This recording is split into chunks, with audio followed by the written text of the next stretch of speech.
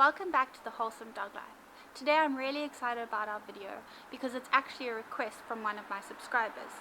In most of my videos, I say, don't let your dog off the lead until they have excellent recall. Well, this subscriber asked, well, how do you get a good recall? That's what we're going to learn today.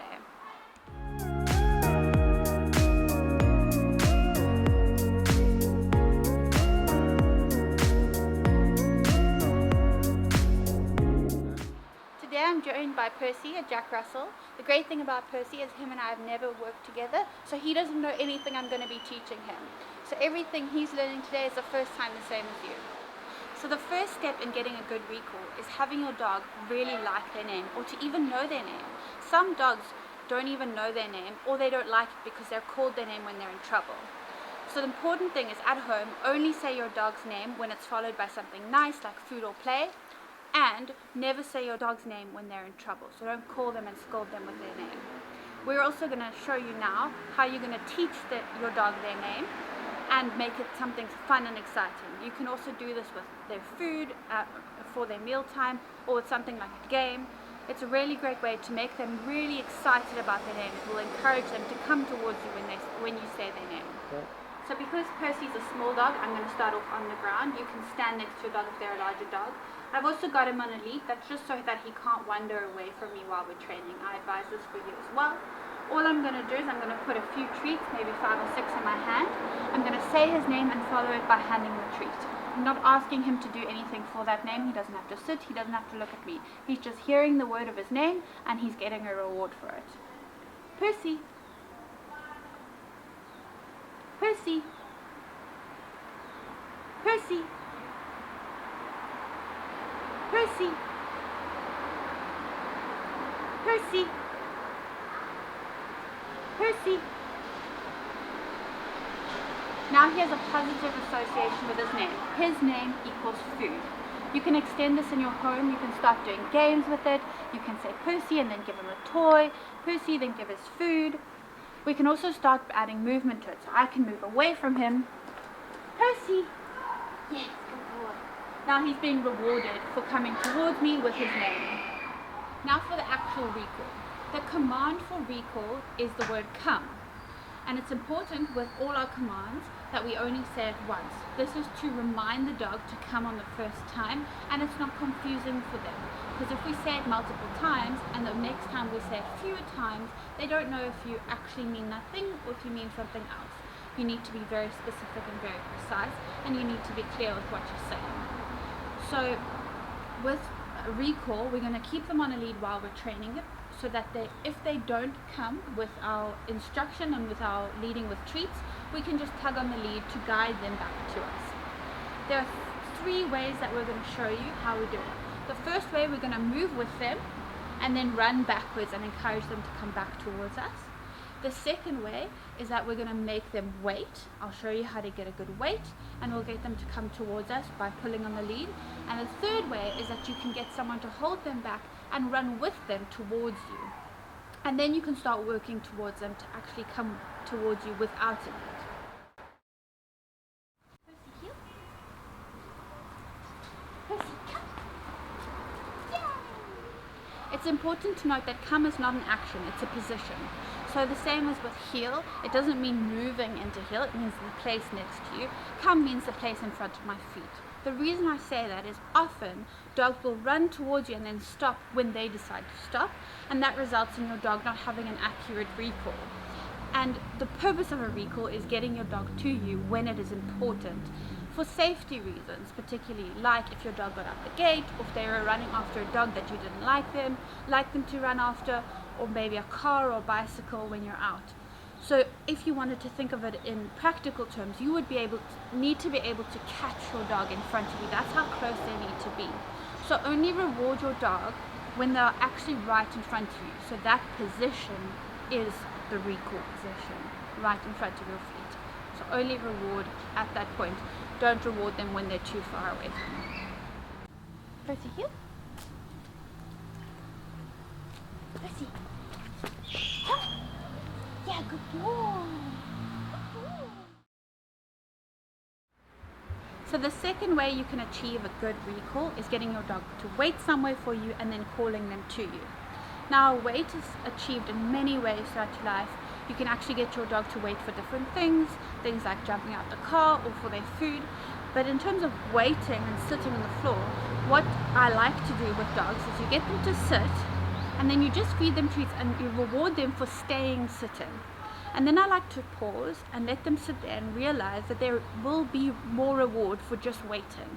And then I'll give them more treats. And then the second time I give them a pause, I will say the word wait. And then I'll give them more treats for waiting. And then once they've got that picture, I'll start moving off the spot.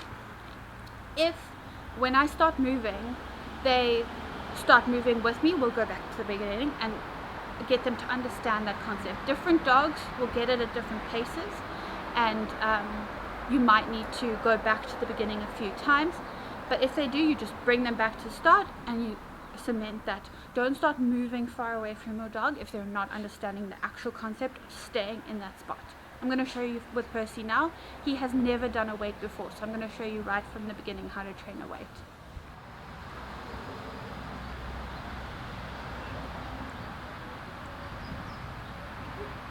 Percy, sit. Wait. Boy, yes, good job. Good job. Wait. Good boy, yeah. Wait.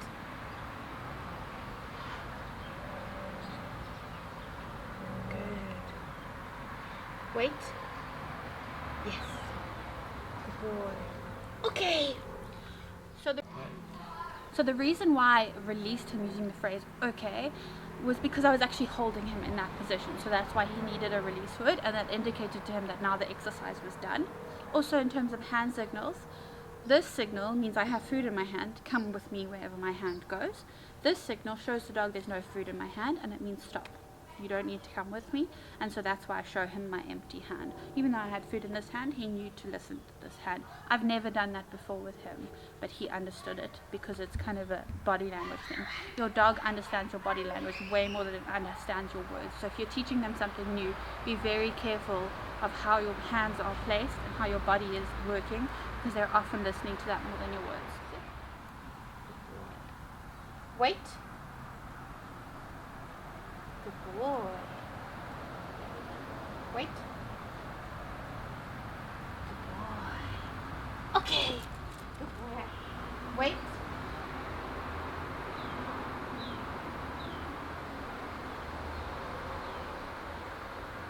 Good boy, okay.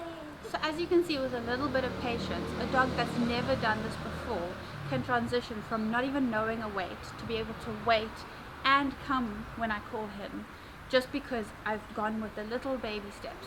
So you can do the same with your dog. What I want to add is, if you're wanting your dog to have a good recall in public, start small. So start in your home. If your dog is too distracted in your garden, start in a quiet room of your home and do it there. Then move to your garden. Then maybe use to a public place that your dog knows and it's not very distracting. And do that all on lead and build it up until your dog is perfect at that. And then you can move on to off-lead recall.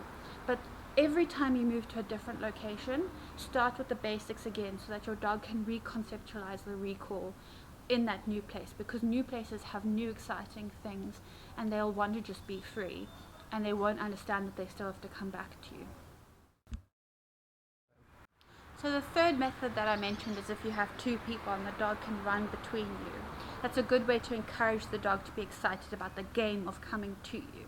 So if your dog is not very good at coming to you and staying focused throughout that recall, some dogs get distracted on the way. What I encourage is the person that the dog is coming from runs with the dog.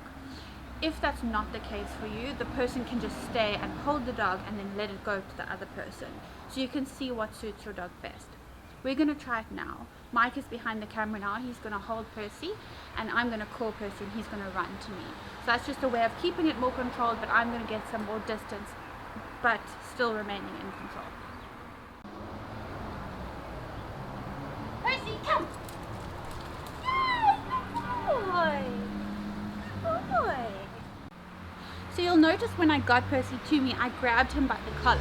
It's a really good practice to do with your dog in recall and in general life, just to get them used to collar grabs, because this might be a safety thing for you. It might not even be you grabbing your dog's collar. If they happen to get lost, someone might need to grab their collar and check their tag. So it's good if they're comfortable with people handling their tags. And if they are in a situation that they're running away, you would have to grab them by the collar or by the lead. So have them be comfortable by that, and that's why I did it in that situation. So we're going to try an off-lead one. I think Percy might be ready. So I'm going to try it now in this controlled environment in the garden. I'm not going to try it in public yet. And as I said, if I do want to try a recall in public, it's definitely going to be on a lead. When you do start transitioning your dog out in public, I would suggest getting longer and longer leads. I'll show you some examples of that as well. Even something like a flexi lead will help you reel your dog in if you're wanting to get some distance on your dog to train them to come back at further distances.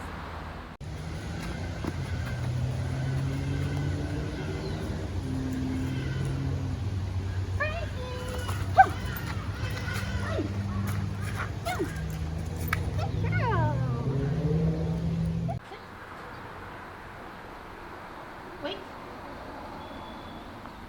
No. Wait. Okay. So if you're wanting to build up some distance with your recall, but you're still struggling with the weight, and you are in somewhere safe like your garden or your home, here's another tip that you can use. You can distract your dog somehow. So you can throw a ball for them or a treat for them and get them to go away from you. And then when you get their attention back, then you can call them to you. So I'm going to do that now. I'm going to throw a treat for Percy. Percy, come! Good boy, yeah, good job. So that's how you can get that distance and get them back to you without the weight. Thank you so much for watching. I really hope that you enjoyed this video. Please subscribe if you haven't already, and please do comment below if there's anything else that you want to learn. I really loved making this video for you from your comments, and please comment if you did learn anything from it, if it helped you. I would love to hear from you guys, so please just comment below and I'll be sure to get back to you, and I'll make some videos for you. Thanks so much. See you in the next video.